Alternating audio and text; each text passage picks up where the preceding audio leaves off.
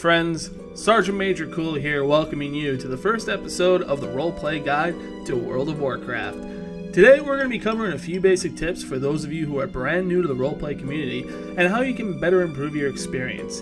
Now, I didn't come up with these tips on my own, so for that, I'd like to thank all who participated on my post in the Moonguard forums. A link to the post is in the description down below. So, to start things off, tip number 1. Make a level 1 on an RP realm and visit a major city. The two realms I would suggest are US Moonguard or US Wordmaster Accord. If you play on the EU servers, I've heard good things about Argent.eu, but I have not had a chance to experience the realm for myself. For the sake of this video, I'll be talking mostly about the US servers I mentioned before. Both have an active Horde and Alliance community, and you'll see many players in the major RP hub cities. For Alliance, go to Stormwind. The Cathedral Square, Park, and Mage Quarter are the biggest hotspots for RP in both servers. For Horde, go to the Valley of Honor in Orgrimmar, or Silvermoon City's Murder Row and Royal Exchange. Wyrmrest is a little more active in the RP scene than Moonguard is as far as the Horde are concerned, but if you do some research on Moonguard, you'll notice a lot of Horde RP is experienced by joining a guild. The reason I say to make a level 1 to visit these areas is to watch and learn how other role players interact with each other. You'll notice a lot of them take pride in their grammar and punctuation in their sentence structure. If you're wondering why this is, picture yourself reading a short story or a book. Would you want to read it in text such as, "Yo what mate, I'll wreck ya, I swear on me mum"? Or would you rather actually read a well-structured complete sentence with good punctuation and good grammar? Personally, I would pick the latter, and most role players would as well. If you wouldn't, then you may not have a good reception with other players when you start role-playing. Now, when you're doing this, I would suggest that you don't interact with the role players for the time being, as your interaction may disrupt their roleplay. If you have any questions for them, I don't have a doubt that 90% of players will be happy to answer your questions if you ask politely. Tip number 2, get an RP add-on. Once you decide to make your first character, I would immediately download these two RP add-ons. The first one is an add-on called TRP3, otherwise known as Total RP3. It's an add-on that lets you give your character a fully fleshed out profile, complete with a first and last name, titles, height, weight, eye color, character alignment, and even an area to put some extra info such as appearance and maybe even a small backstory. It's a fantastic add-on that most everyone in the RP community uses, and it will make things much easier when you start to interact with other characters. There are other RP add-ons like this, such as My Roleplay and XRP, but in my personal opinion, I believe TRP3 trumps both of them in terms of style and customization. I'll make a more detailed video on this add-on in the future.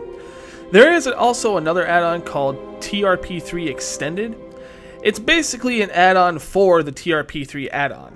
It adds a lot of other customization options for your TRP3 profile, but it isn't required to use with TRP3. I'll cover TRP3 Extended in a future video as well. The second add-on I recommend is called Unlimited Chat Message. What this add-on allows you to do is in the title. It lets you extend a message that would otherwise be cut off by the maximum character count in Blizzard's chat system. This works perfectly when you're interacting with others and are typing out a long emote, and makes it so you don't have to worry about the text being cut short. Now, it is very much possible to get by without either of these add-ons, but as I have said, it makes interacting with your fellow role players much easier and gives a lot more depth to your character as well. So do yourself a favor and just get them and keep them updated. Links for these add-ons can be found in the description down below. Tip number 3, get involved with the lore of the game and develop your character's backstory.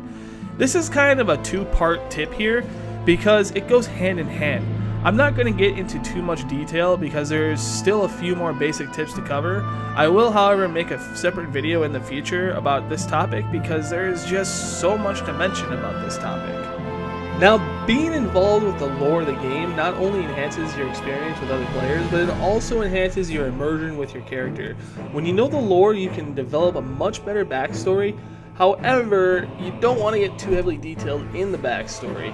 Having your character earn prestige through their backstory may not be as fun of an experience as it is when your character earns it through roleplay.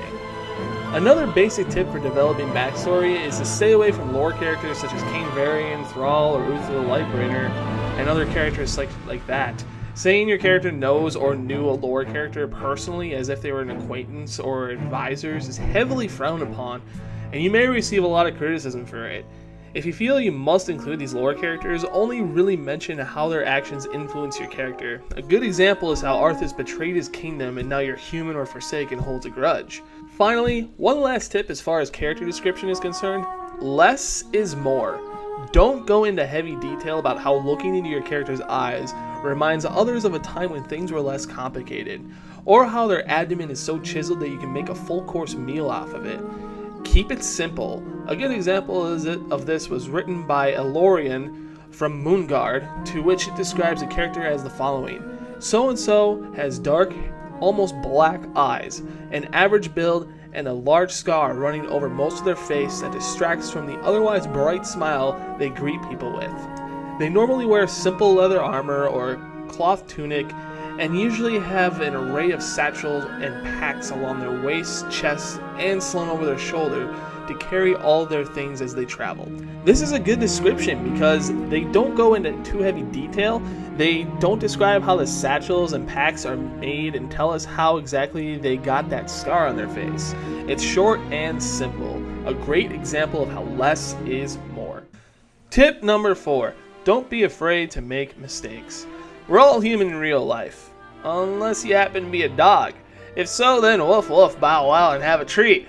No, but seriously, we as humans are prone to mistakes. If someone decides to whisper you, to point out a contradiction on your character, or correct your grammar and punctuation, don't get defensive. Relax, just take a breath, and hear this person out. They're only trying to help you in the end. Inspect, reflect, and correct. You're just getting started. You're not going to be perfect in the beginning. I've been role-playing in WoW for over 6 years. I'm still making mistakes, but I always strive to correct them in the end. This leads me to my next basic tip. Tip number 5, don't be a Richard. What's a Richard? Well, what's a short name for Richard? Ha.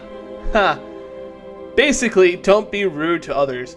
Be respectful and considerate when dealing with your peers in the roleplay community. They have worked just as hard as you have in developing their character. Some have probably been playing the same character since WoW was released back in 2004. That's a long time for character development. Others are probably just like you and got started yesterday. Either way, don't judge another person's character. Treat others the way you would want to be treated. If things get heated between you and another person out of character, take a breath and talk it through. Don't sling insults even if they instigate the issue. Be level-headed, kind, and respectful to the person on the other side of the internet, and you may come out of it with a new or better relationship in the end. Tip number 6. Know the difference between in character and out of character.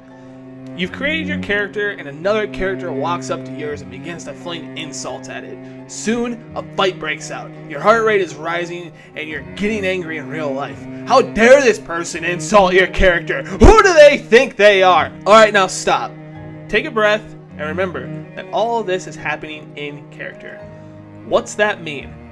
Think of role-playing as if you are in a play. You're given a role to act out on stage and your co-star is acting another role. Your co-star doesn't mean anything they're saying because it's just an act. The big thing to realize here is that mixing your OOC feelings with your IC feelings is going to get you in some trouble. Always remember that you're just playing pretend with someone else over the internet, and you shouldn't let anything that happens in character bother you at all. If it does, don't be afraid to kindly talk it through with the person you're role-playing with. Finally, tip number 7, have fun! In the end, we're all playing pretend in a computer simulated world. None of what happens in RP really truly matters, and it shouldn't be taken seriously in real life. Remember, you and your peers in the community are just telling stories to each other over the internet. Don't let the fantasy consume you in your day-to-day obligations. So make sure to step back from the looking glass and keep your life together. These are all the tips I have for you. Once again, I'd like to thank the Moonguard community who helped me put these tips together in this package video. If you think I missed anything, feel free to leave a comment. If you liked the video, hit that like button. If you want to know when I post more videos, hit that subscribe button, and I'll be back with some more videos very soon. Until next time, have a nice day!